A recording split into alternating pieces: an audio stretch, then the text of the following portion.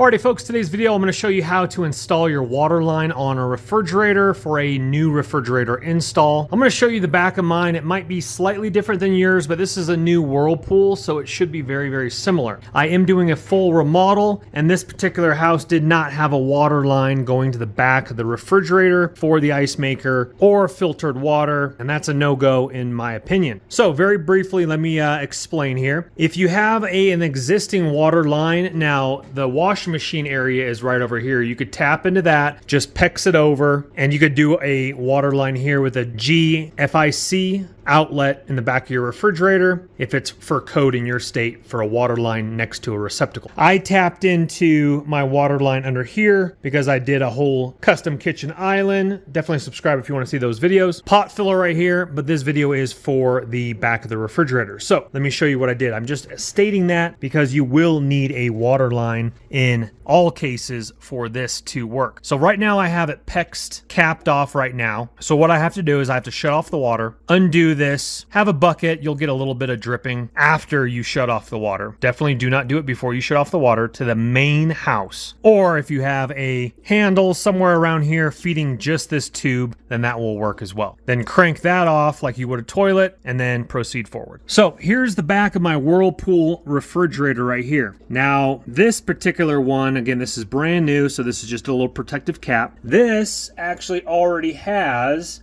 a brass fitting with a 1/4 inch on the end of my tube here. Let me go ahead and pan out here. So this is feeding the ice maker and the refrigerator water. It already has one, which is absolutely fantastic. If yours doesn't, then I'll show you an option here, but this is going to be the easiest thing to do. If this was like coming out of your wall, let's say, you could put like a little 1/4 turn like you would a toilet on there with a 1/4 inch on the end of it. Like this here, that is not 1/4 inch for my sink, but you guys get the idea here regarding that. I'm going to show you something even cooler. This is by the company Shark Bite, and this is a very small little box. It's meant for your ice maker refrigerator. They come in different type of connectors. This particular one is a 1/2 inch PEX, which I have behind the refrigerator. You have your on and off valve shut off. I don't think it was very expensive. It was about maybe 30, 40 bucks or so. And you get the shut off valve, you get the connector.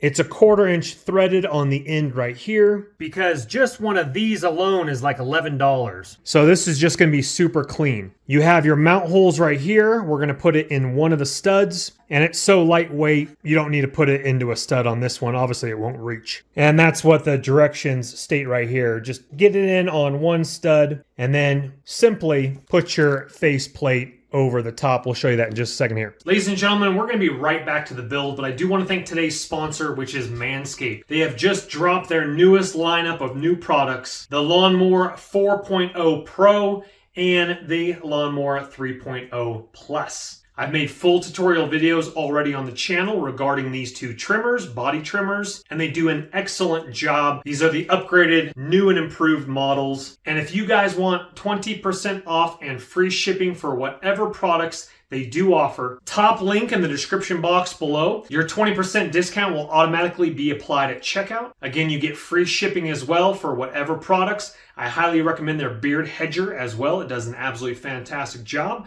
Not to mention their boxers, which I'm wearing right now. Again, they have a plethora of products, so definitely check out that link, top link in the description box below. 20% off and free shipping. Lawnmower 4.0 Pro, Lawnmower 3.0 Plus. Grab yourself a couple pairs of boxers on the way out. You're going to highly enjoy them. Thank you, Manscaped, for sponsoring this video. Now, let's get back to the build because now we're all clean. Might as well dirty myself up a little bit now. Now, this also comes, if your water line is different than mine, it has a brass, I'm just going to call it a fitting. That's not the proper term for it. But that goes over your 1/4 inch hose, and then this screws in, which tightens everything up. Some people actually say to use plastic ones because the copper might tighten down and rip your hose. I'll leave that up to you. I'm glad I don't have to go this route because, again, the back of my refrigerator already has the 1/4 inch threading. So then you need yourself a little braided stainless steel, 1/4 inch. They call it a ice maker stainless steel. You can pick this up at your hardware store. I'll try to link it in the description box below. This is a 60-inch length, 1/4 inch comp to ice maker, 1/4 inch comp to valve outlet. ice maker, humidifier, etc. Now, little story behind this is I used to dumpster dive all the time in California. Actually found this, had this in a box, just dug it up. I was like, sweet, exactly what I need. Don't have to wait for Amazon. Don't have to go to Lowe's half an hour each direction. Absolutely fantastic. Alrighty, I did a little bit of cutting, not much at all, just a couple extra minutes. And I was getting a weird loop and I didn't want it over by the electrical, so I just moved it over here on this stud. Probably doesn't make a difference, but my long tube was giving me a weird loop. And so I did a 90-degree angle PEX, clamp, and then clamped it on the bottom here, and now that is ready to go. Of course, the water is still turned off. I screwed it into the stud, and that is nice and secure. It'd be a little overkill, but you could put a brace and then screw it in right there as well. I'm totally fine and happy with that. So now what I personally do is I use some plumber's tape around the threads on both sides. I'll do that on this side as well. And you could always loosen up that screw, pop it out of the bracket, and then put that in. It's going to be easier to put the plumber's tape on there, in my personal opinion. Then I'll screw that back in because the stainless steel hose will be the thing that pushes back into the wall that goes right here. Alrighty, folks, we got plumber's tape underneath it. Tighten it up, but don't over tighten it because you do have an O-ring inside of that 1/4 inch. But do it tight, just don't try to break it trying to tighten it. Same thing with this side. Same thing down here, plumber's tape, tighten that up real nicely. I did remove that once again. It was a lot easier to work with it. Then I put that back in. Now this shark bite box is in the off position right now. It's very easy to read. I have not turned my water back on.